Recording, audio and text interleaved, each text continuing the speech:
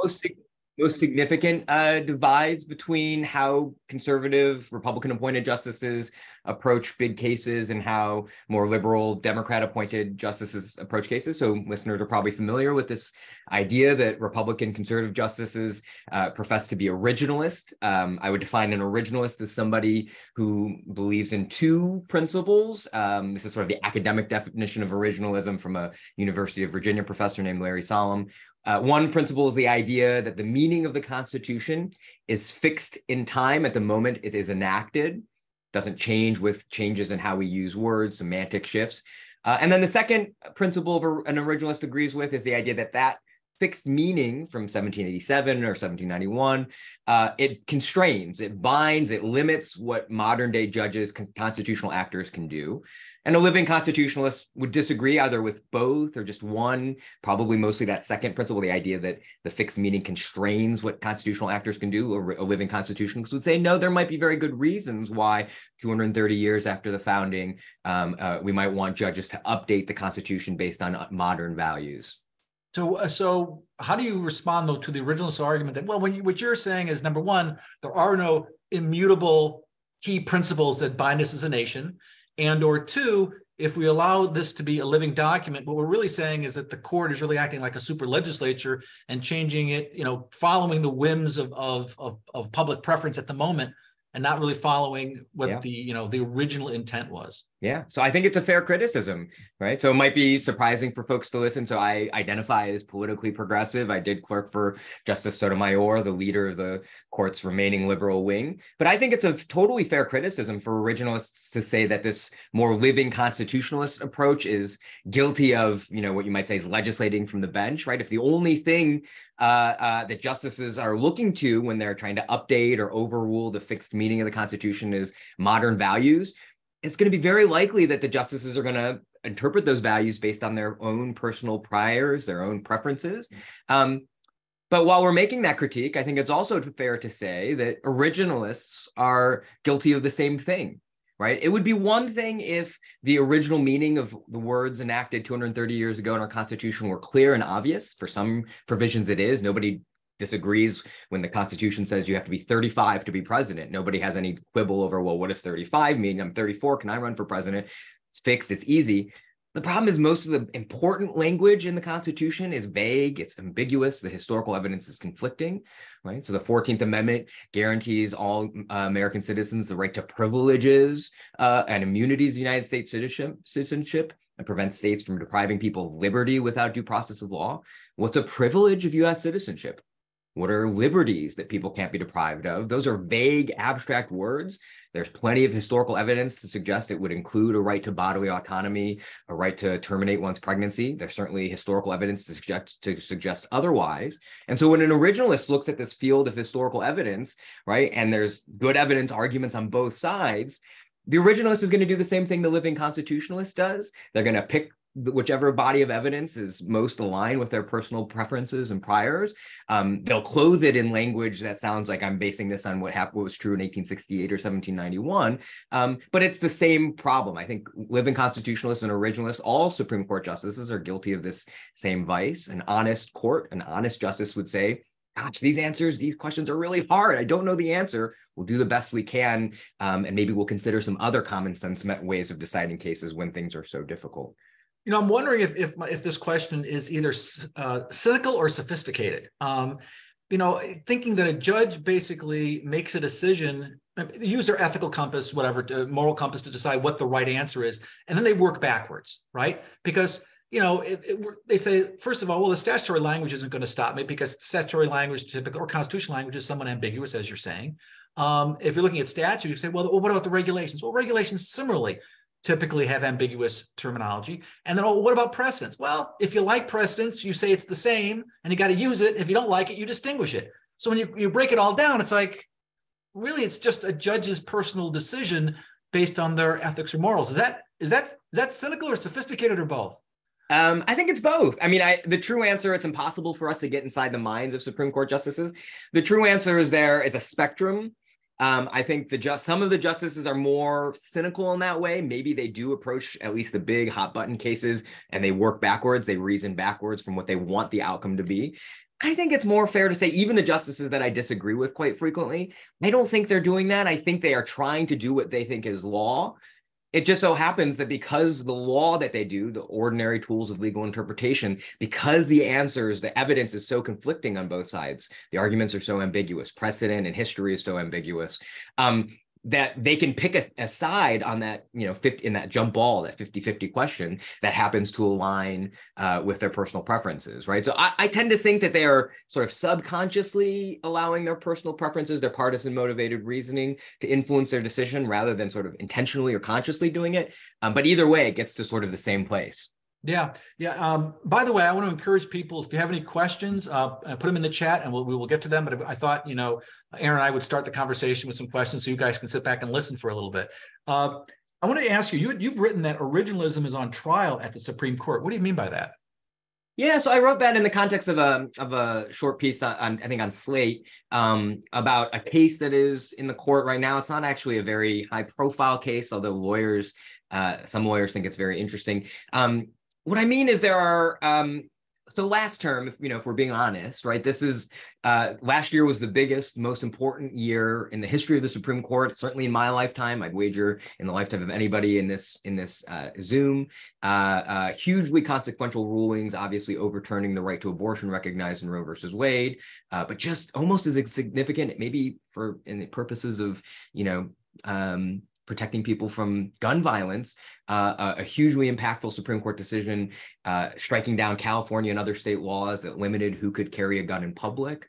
And in both of those big cases and some others, the Supreme Court was relying on what some would associate as originalist kind of arguments, basing their decisions on what was true 140, 220 years ago. It just so happens that there are a couple cases this year at the Supreme Court where the originalist argument, the historical argument, would seem to cut against the conservative policy preference. So there's a big case about when states can allow their citizens to sue large corporate defendants inside the state versus having to go far away to a foreign state to sue large corporations. The Chamber of Commerce obviously would like nobody to be able to sue these large corporations in foreign states, but the historical evidence, the originalist evidence is very strong that states should be allowed to open up large corporations to suit inside their borders. There's some really powerful historical evidence on an affirmative action case that maybe we'll talk about a little bit later, that the framers of the 14th Amendment would have understood states to be allowed to use race-conscious measures, which would cut against the anti-affirmative action position that conservatives have embraced. So it's almost like, conservative originalists can either have their conservative policy preferences or this term, or they can have a consistent principled application of this originalist approach to hard questions, but they can't have both. Yeah, you also written in a similar vein, you've said that the lawyers on the right are advancing arguments that they once rejected on principle. How so? Yeah, so I think I wrote this in a New York Times piece. This might have been a few years ago now, but listen, what's happening at the Supreme Court now, it's hard. It's sometimes hard to remember given the gravity of the moment, how big it feels. But this is cyclical, right? Different groups will make arguments at the Supreme Court based on whether the Supreme Court is likely to agree with them. And so for a long time in our lifetimes, the Supreme Court was perceived by conservatives, by Republicans to be too liberal. And so even though I think it was quite centrist, the conservative lawyers, cause lawyers, Republican lawyers argued for constitutional rules that would limit the power of the Supreme Court, that would emasculate it, that would stop it from deciding many cases. The biggest doctrine in this sort of Republican toolkit was a vigorous standing doctrine. Some of you may have heard that word in recent years. The idea of standing is sometimes the Supreme Court will say, we don't have the power to decide a case. A plaintiff who's suing lacks standing, hasn't been injured by the defendant in a way that the court can redress that injury. And so the Supreme Court will say, we can't decide the case. So conservatives, when they perceived the court to be too liberal, had a very powerful view of standing to strike down and get rid of cases out of the Supreme Court. Justice Alito wrote some really powerful standing opinions where he said, if you dislike, Congress spying on foreign organizations, right, you don't have standing to sue, you have to go to Congress. But now that conservatives have captured a supermajority on the Supreme Court, a strong standing doctrine would be bad. It would disallow them from using that Supreme Court to pursue the policy preferences they like. And so in the past couple of years, we've seen conservatives suddenly, their lawyers and the court itself, embrace a very loose standing doctrine. Anybody can sue. Texas can sue. Missouri can sue, even if they haven't really suffered concrete or personal injuries. And so, there's this sort of, I think it's fair to say, hypocritical approach to doctrine. I don't want to suggest that Republicans are the only, they happen to be in power right now. Conservatives have the power, and so their hypocrisy is succeeding. I'm quite confident that liberals today who are trying to rein in standing doctrine, if they were ever able to recapture a majority in the court, would want to loosen standing doctrine again. So this is not a one side only kind of critique, but it is fair to say there's some hypocrisy in the arguments that different groups are making. Normally after the Supreme Court has had a pretty contentious term, they want to calm things down a little bit, and they followed up with a more moderate, mediocre, term. It doesn't sound like that's going to happen this time. Last term, of course, we had the big abortion decision. This year, it looks like race is going to be a big factor in a number of the court's decisions, particularly around affirmative action. Before we get into a whole discussion about affirmative action, I think there's a lot of confusion out there between equal employment opportunity, affirmative action plans, quotas, consent decrees. Can you just define what affirmative action is and how it's different from some of those other concepts? Sure. So the way the Supreme Court has defined affirmative action, at least as is at issue in two cases this term, two cases involving higher education admissions. So affirmative action at issue in these cases is whether a university can take the race of a student applicant into account in its admissions decision as one factor among many in its admissions decision, right? So we're not. By the way, thanks, Aaron. I'm glad you really underscored that. I knew you would, but that's a really important factor. It's a factor, not the factor. Exactly, right? We're not talking about quotas. The Supreme Court has said already across the board, if a college wants to reserve a certain number of spots for minority applicants in a quota, can't do that. That's unconstitutional. The Supreme Court has already said you cannot automatically assign points. Any minority applicant automatically gets an additional 10 points or 20 points in their application. Can't do that. Unconstitutional.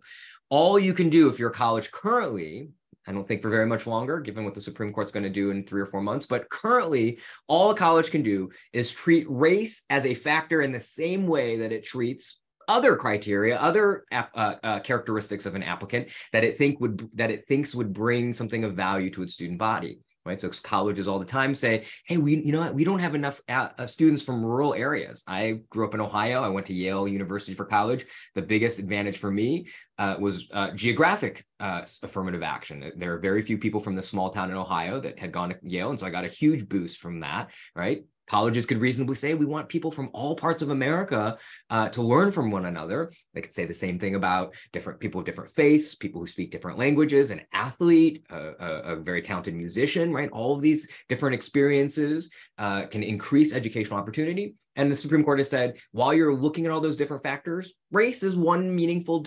difference in background experiences that people should be able to learn from as well. So that's what's at issue in these cases. Can colleges continue to take race into account just the same way as athletic performance, geographic background, language background, other experiences that might matter? Yeah, because a diverse student population leads to a better educational experience. I mean, that's basically the argument. But, I'm wondering what the implications are on this, because if you look at, for example, California under its cap and trade program, it allocates 35% of the revenue for disadvantaged communities. Now, it doesn't use race. I mean, if it used race in that calculation, I think that would be really problematic. Do you think it passes legal muster because it talks about other ways to identify these disadvantaged communities? Yeah, so I think that program is fine. In fact, the litigants, the group that is challenging the affirmative action programs used in these two cases, one at Harvard and one at the University of North Carolina, one of their legal arguments is that the reason why colleges should not be allowed to use race is because they can rely on other race-neutral criteria. Most significantly, they think Harvard and UNC should give out preference based on socioeconomic adversity, right? Low-income student applicants should get preference rather than underrepresented minority students. But that's that's a similar kind of criteria as California's reliance on disadvantaged communities for disseminating benefits from different environmental programs. So I don't think there's any appetite yet, at least, who knows down the road, but I don't think there's certainly no constitutional precedent that would suggest that the state cannot provide additional benefits to disadvantaged communities defined without respect to race. This is a bit of a curveball, but is that really what we're trying to achieve? Maybe as a society, we're trying to help disadvantage. And for example, there are wealthy Black students from wealthy families, and there are poor white students. So maybe we shouldn't be using race as a criteria. Maybe we should be using socioeconomic status if we're trying to really help the underprivileged. Yeah. So two things. One, colleges like Harvard and UNC already give preferences on both fronts. They give preferences to students who are poor, whether white or Black, and then they give additional preferences to students from underrepresented and minority backgrounds. And the second thing I want to say is this makes sense, right? They are different kinds of disadvantages. Now, if you're asking me, I think it's fair to say it's not easy for anybody who's poor in America. If you are poor and you're white, you're poor and you're Latino, you're poor and you're Black, you're poor and you're Native American, that is a hard life, especially for a child who has to deal with food insecurity, health insecurity, a paucity of educational and opportunity. I think those applicants, if they are able to become competitive for admission to Harvard and elite institutions, absolutely we should be giving them preference. But I think it's also fair to say that there's something different about growing up poor and white, growing up poor and Black, something different about growing up rich and white, rich and Black, or rich and Native American. That's a different dimension. Reasonable people can disagree how much that is, how important that difference is compared to wealth differences. But I think wealth, socioeconomic status does not capture all of what it means to grow up Black or Latino or Native American in the United States. Yeah, fair point. But I also think, we have a lot of students, first generation college students that come to our university at California State University, Fresno. And you think of some of these students that come from these poor rural areas, the fact that they're able to get into college and then succeed in college is really a testament to them, because they probably didn't have great academic training coming to college. And so you kind of want to give them the benefit, they kind of overcame more than coming from a well-off school district that had all the extras that they could afford. Now, speaking of little issues that the court's going to be dealing with, what's this I think I know what it is. I'll let you talk about independent state legislature, just a little issue that could have profound effects. Why don't you talk a little about that issue? Yeah, so I think unfortunately the backstory on this is going to be like, how long people got to understand the significance of this independent state legislature, or ISL theory. We need to know a little bit about what's happened in the past to get us here. So this theory is coming up in a case that the Supreme Court's heard oral argument already in. It's called Moore versus Harper. And at bottom, that is a case about partisan gerrymandering. Right. So as I'm sure Mark and most of the informed listeners here will know, partisan gerrymandering is this incredibly perverse practice that Republicans and Democrats alike engage in, where whatever party happens to hold both houses of the state legislature and the governor's office, every 10 years when they draw their maps for electoral districts, will draw them in the most cynical way possible. Right. So to give an example, North Carolina itself, where this case is from, in 2010, Republicans had the trifecta, so they could draw the maps. And so there were then 13 seats in the United States House of Representatives in North Carolina. They drew the maps so that it would be basically impossible for Democrats to ever win more than 4 of those 13 seats, regardless of what percentage of the statewide popular vote they won. And this map was successful. In 2012, Democrats won 50% of House votes in the United States House of Representatives. Republicans only won 48%.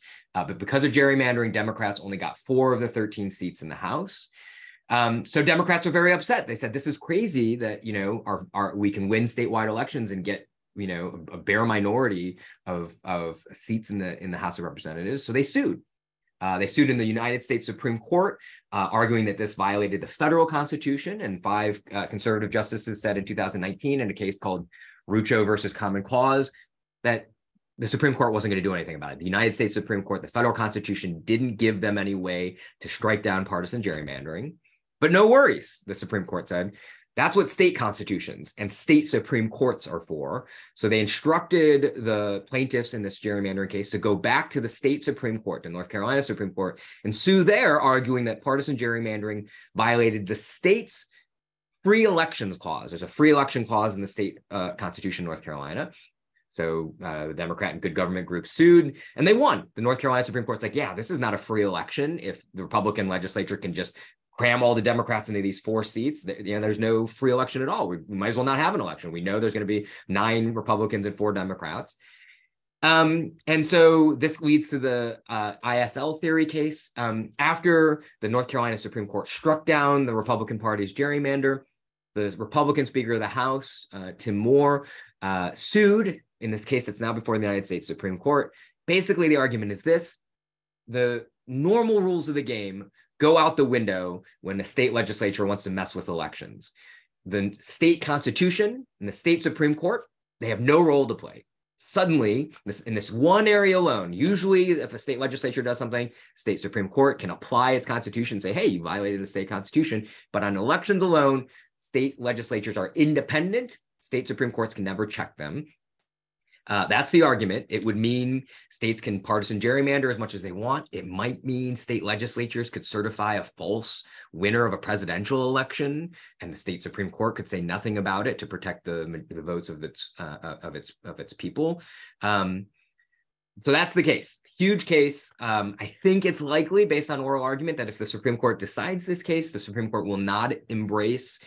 There are even 2 or 3 conservative justices who were reluctant to embrace this kind of extreme view that the North Carolina Republican Speaker of the House is advancing, at least in part because the Supreme Court itself said in 2019, go back to your state Supreme Courts. They can enforce state constitutions, and it would be kind of crazy for the Supreme Court to say, just kidding, we'll pull the rug out. We didn't even mean that. You have no recourse at all to fight against partisan. It's kind of hard. It's kind of hard when you listen to you talk about this. It's kind of hard to see how this isn't anything but an anti-democratic small d kind of approach. It gives there was some intellectual respectability given to it based on some of the language in the Constitution, but it doesn't make it's illogical that there'd be no check. The whole point of checks and balances, that there would be none in this one particular critical area for a democracy.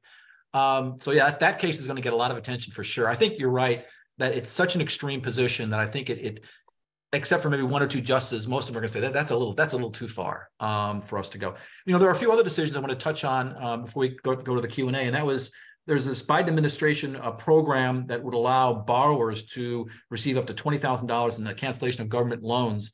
A case seems to be turning on the issue of standing. Do states have a right to challenge this? And there's something called major questions doctrine, which if you could define that, that'd be really helpful. Yeah, sure. So you're right? This is the very familiar loan forgiveness policy. The Biden administration is allowing up to $20,000 for people with student loan debt to cancel that debt due to the COVID pandemic. And whether or not the Biden administration will be allowed to do that, people will be able to receive this loan cancellation, is going to depend on standing first and this major questions doctrine second, right? So standing. The question here is, how do we register our disagreement with a president or an administration that does something we don't like, right? The usual answer is, that's why we vote. If we don't like the Biden administration's decision to cancel a loan, vote them out of office. Sometimes, though, people can sue. If they've suffered a specific personal injury to their own legal rights in a case or controversy that the court, if it ruled in their favor, would redress their injury, we allow them to sue rather than also vote, right? So in this case, the question is, should the plaintiffs who are suing, should they just be voting, or should they be able to sue? This is a really extreme case. If the court finds standing here, it's hard to imagine when standing would not exist. So one group of individuals, here's their theory for why they've been injured by the Biden cancellation policy. They would like to strike down the Biden cancellation policy so they can lobby, allegedly, to get more in student loan cancellation. And it's hard to imagine how that is an injury, because if the Supreme Court strikes down the $20,000 in loan cancellation they be given, it's not like magically they're going to get $30,000 or $40,000 or $50,000 in loan cancellations. And almost no legal scholar thinks that's a good argument. The best argument for standing anybody has is the state of Missouri, which has spun off a separate corporate entity called MOHELA, the Missouri Higher Education Loan Association. That separate corporate entity is like a business that has the power to sue or be sued on its own. That entity is going to lose some money from loan processing fees if the cancellation goes forward. And Missouri is saying, well, because the separate corporation's been injured and it's got the word Missouri in it, we've been injured, so we can sue too. And four of the justices are like, wait, why doesn't MOHELA sue? Why do you have to sue for it? No answer from the Missouri Attorney General. I think it's likelier than not that 5 conservative justices will find that Missouri can nonetheless sue. And then the question then becomes, did the Biden administration have the power to issue this loan cancellation? And this turns on the major questions doctrine. It's a question of statutory interpretation at the end of the day. By presidents and their departments, their agencies, like the United States Department of Education in this case, they have the power to issue whatever rules and regulations Congress gives them the power to issue. And here, Congress passed a statute in 2003 after September 11th called the HEROES Act, saying the United States Secretary of Education can waive or modify any requirement of a federal loan program in the case of a national emergency. So the United States Secretary of Education, Miguel Cardona, is like, gosh, COVID is a pretty big national emergency. A lot of people couldn't work. Loan payments were blooming. We have this huge risk of default from like 40% of current loan borrowers. So we got a national emergency. I would like to waive, not their entire loan, that'd be crazy, it'd be unfair to the borrowers, but up to $20,000 in their existing loans. I would like to waive that. So it seems like a pretty clear situation where Congress envisioned this power existing. But the conservative justice on the Supreme Court have recently invented or reinvigorated a rule called the major questions doctrine that Mark referenced. And the basic idea here is you have normal rules for when Congress has given an agency a power to do something, but we throw those rules out the window when an agency is doing something on a major question, whatever that means, an issue of major political significance, economic significance. So far, it's just been issues that conservative justices don't like environmental regulation or COVID vaccines. That's the only time the court has struck down a presidential act as a major question. And the Supreme Court is likely to say that loan forgiveness of this amount is a major question. The 2003 Congress, in order to give the Secretary of Education this power, would have had to know 20 years ago that there'd be something called the COVID-19 pandemic, 16 years ago, and it would have had to have put in the statute, you can waive or cancel student loan payments, maybe like up to $20,000 or, explicit language in the 16 years from now when there's a COVID-19 pandemic, something like, unimaginable like that. That's what we would have needed for the Biden administration to have this power. There's just so much ambiguity with that term. I mean, you drive a Mack truck through it. I mean, that's a very ambiguous term. It's a very ambiguous term. And the big question mark is like, what happens when a Republican president comes into office again? If the conservative justices faithfully apply the same rule to any major Republican administration initiative and strike down those actions too, then that would be fair, right? Maybe we could disagree. Maybe we'd rather have it be no such thing for both sides. But as long as it's doing it fairly, I don't really have a ground to complain. I don't know that it's going to happen. This conservative court had plenty of opportunity during the Trump administration to strike down policies as being major questions and therefore not things that Congress imagined. When Trump started building the border wall, there was no clear authorization for him to do that in the statute. When Trump unilaterally banned foreign nationals from 7 majority Muslim countries in the travel ban, there was no clear language, or at least the language authorizing that he relied on was no clearer than the HEROES Act that authorizes the Biden administration to waive or modify student loan obligations. So that's the big question. A lot of ambiguity there. And let me ask you this. The social media companies being held liable for content that third parties post on their platforms. What do you think about that? Where's the court going to come down? I hear they're very sophisticated when it comes to the internet. It's like one of the best moments in oral argument so far this year. Justice Kagan's like, these are not like the 9 biggest geniuses when it comes to the internet. There's it's good to know your own shortcomings. That's a good thing. Yeah. I don't think the Supreme Court is very good at knowing its own shortcomings, but maybe on the internet it is. So this case, I don't think there is a risk. There is I think now smaller after oral argument, there is a small risk that the Supreme Court could break the internet as we know it. Here's why I don't think that's going to happen. Okay, so there's a federal statute, the Communications Decency Act, of which Section 230 is maybe one of the most important provisions of any federal law today. I don't think we imagined it when it was enacted, a couple of decades ago, but that section 230, says that a content provider like YouTube, Google, Facebook, Instagram, a content provider cannot be sued for libel, slander, defamation, any tort, intellectual affliction, emotional distress, based on content that one of its users posts. Right. So if somebody posts like this horrifying video on YouTube that bullies or harasses another person, the victim could sue the user for out of pocket damages, but can't sue YouTube as a company that posted it. Right. YouTube has a shield, a safe harbor.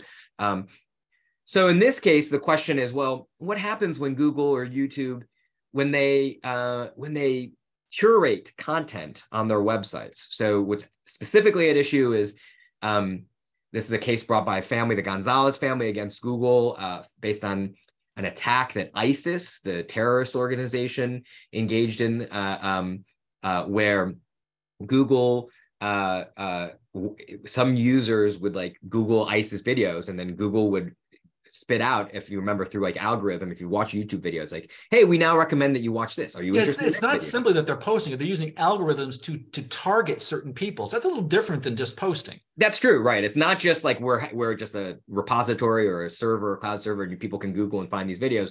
You're right. YouTube specifically recommended to users who have a track record of watching ISIS videos, hey, here's some other ISIS videos of these horrifying images. Would you like to watch them? And so the Gonzalez family sued, saying Section 230 doesn't apply to that, right? Maybe it applies to if Google's just hosting the videos, but once it starts recommending, you can't sue there. We ought to be able to sue for that. And so you can imagine why that would be sympathetic. It's one of the most sympathetic cases imaginable. But the problem is Google, Facebook, all of these social media companies, they curate everything. Maybe they're not recommending in that sort of thumbnail image kind of way, but they organize, like Google, the search engine. Anytime you type in a search, Google uses an algorithm to spit back different hits in response. Can Google be sued if like the 30-second hit is like an ISIS website if I Google ISIS, right? So I think the justices seem likely to recognize that, this is not their job here to be deciding who can be sued based on this statute. It would be much better for Congress, although, maybe 435 people with even less. They are the internet experts, Exactly, right. Right. But, the real answer is this is why we have agencies. We have actual experts who. Wait a minute, major questions doctrine. Wait a second. Exactly. Right? So this is the catch-22. They said that Section 230 that you cited, they said that's the 26 words that founded the internet. There's a lot of truth to that. Yeah. I want to fit in two more questions before we get to Q&A. And one of them is dealing with this Colorado case, dealing with a graphic designer who's refusing to design a gay wedding website based on the First Amendment. Just your comments on that. Yeah, so this is another huge case. Some people would say it's the biggest case. It's emblematic of an ongoing war, frankly, between supporters of LGBTQ rights and supporters of religious exercise who think that state laws forcing them to serve all comers, regardless of sexual orientation, infringe on either their religious freedoms or their free speech rights. The question in this case, you have a Christian woman who's a graphic designer in Colorado. She wants to design wedding websites. Except she doesn't want to design them for gay and lesbian customers because of her own deeply held faith, believing that marriage ought to be between a man and a woman.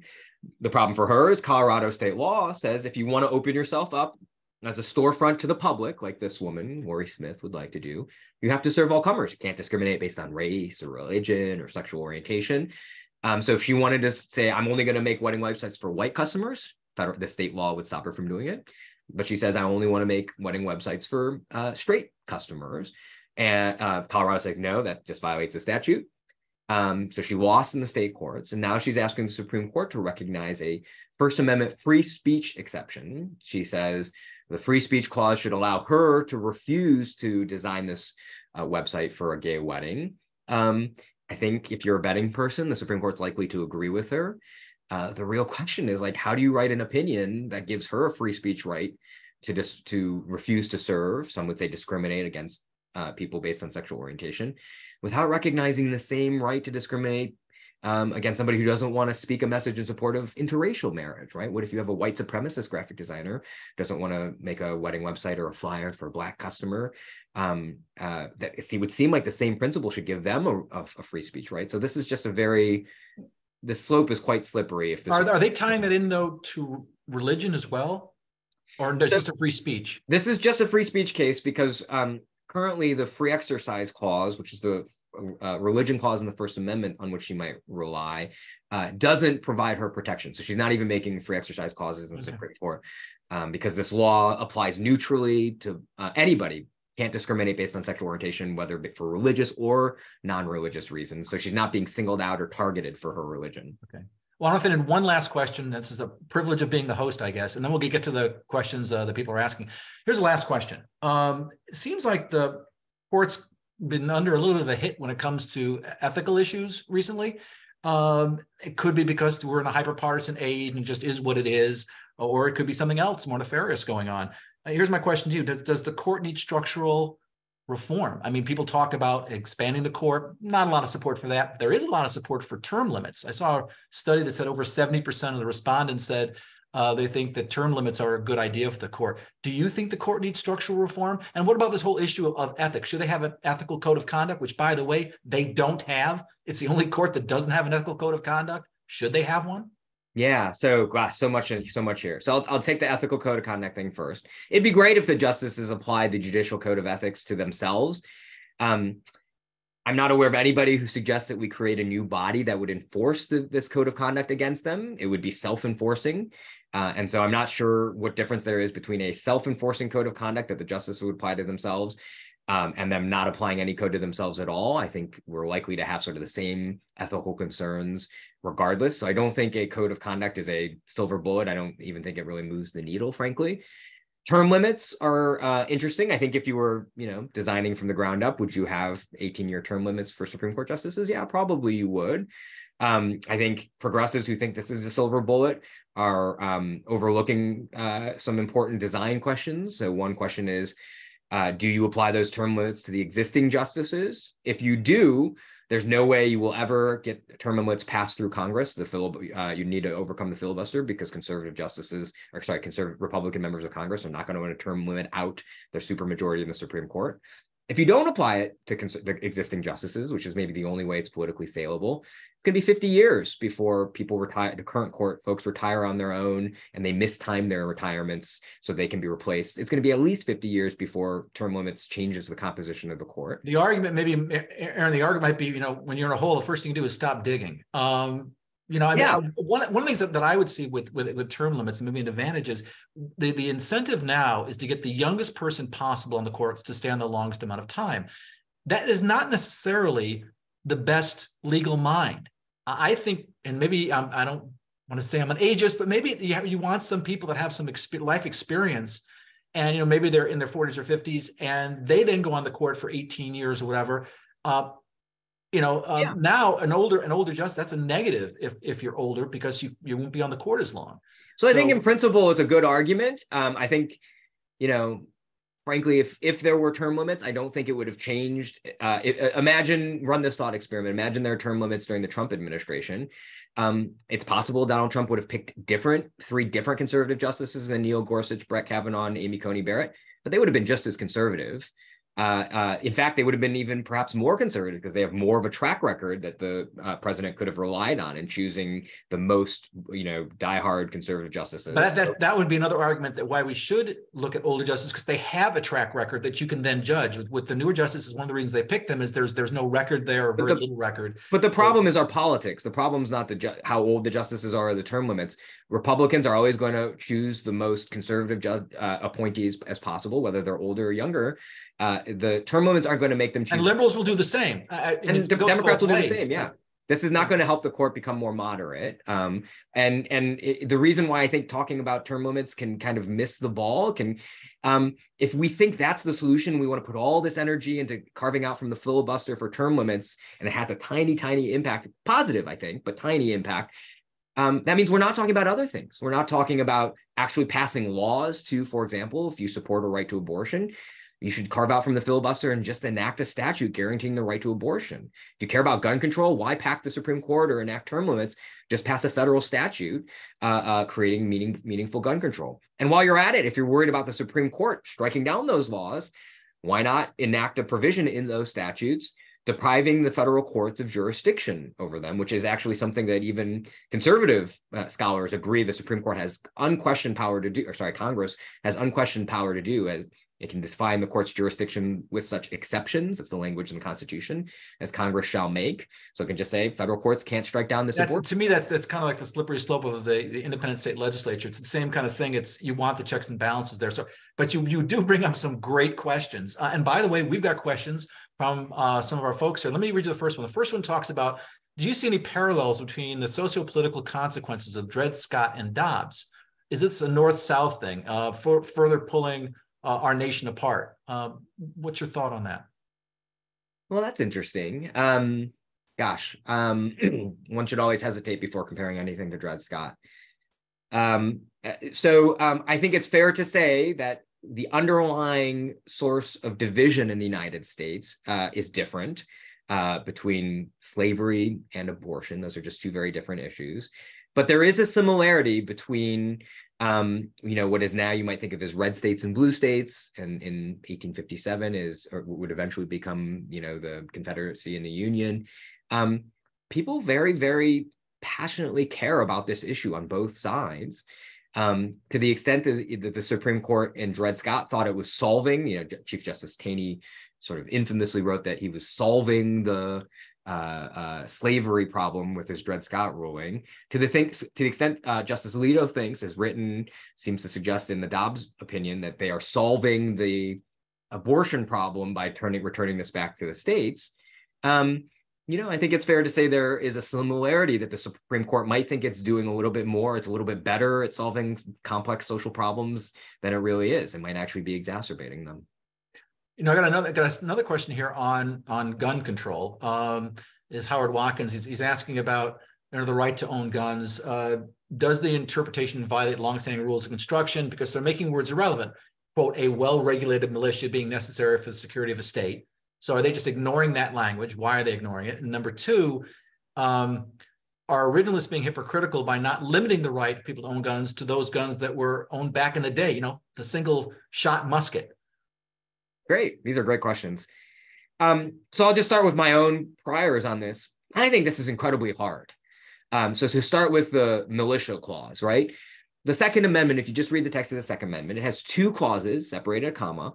The first says, here's why we have this clause. Well, militias are important, right? And then the second clause says, here's what we've got. The right to keep and bear arms shall not be infringed. I think there's a very reasonable textualist argument. Four justices, liberal justices, took it in the dissenting opinion in District of Columbia versus Heller.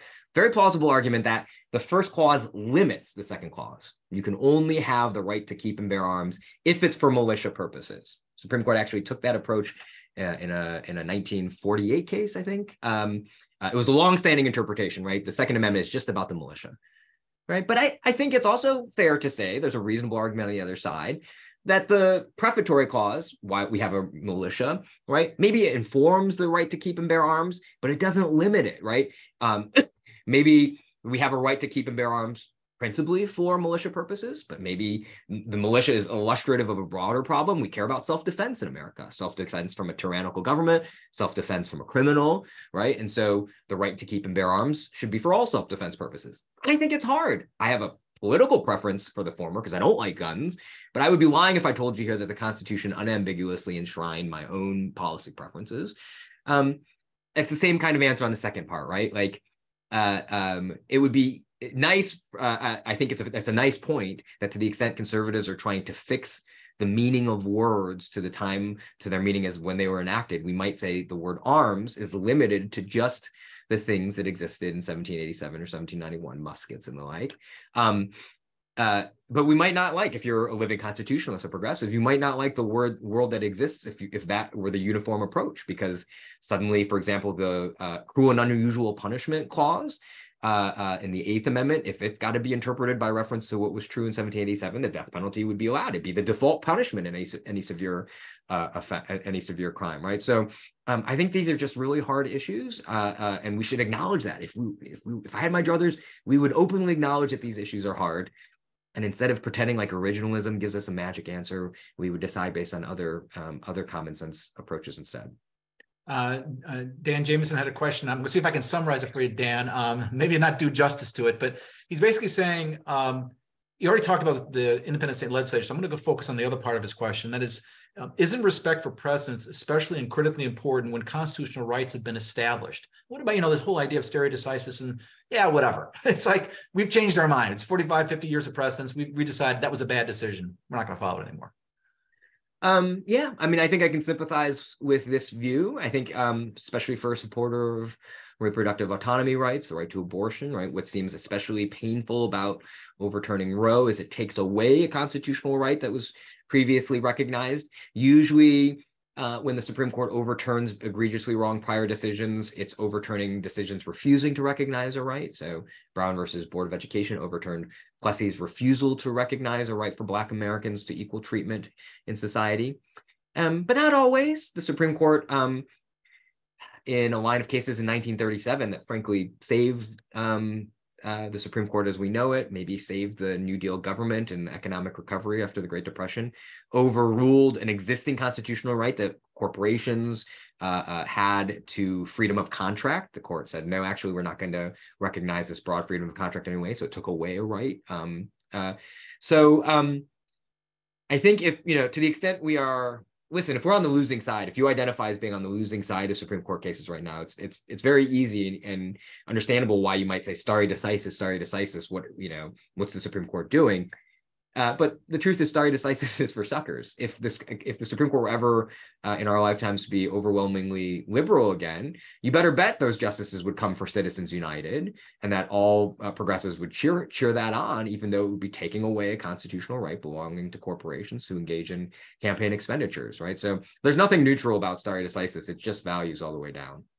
When you're looking at cases at this level, you think it's fair to say that the court is kind of looking for these big general principles that will stand the test of time, and they try to fit the case in front of them into those general principles? Is that kind of what's going on? You have to take a step back and take a look at it from 30,000 feet and say, it's not just this case they're deciding, they're trying to create some general principles that last over time. I think that's a nice idealized vision of what the court is doing, right? If you had a disinterested, right? So if you had 9 justices who didn't understand politics, they didn't understand elections, all they did was law, right? They had no idea what abortion even was or what the consequences were or who was on which side. They were just trying to do law.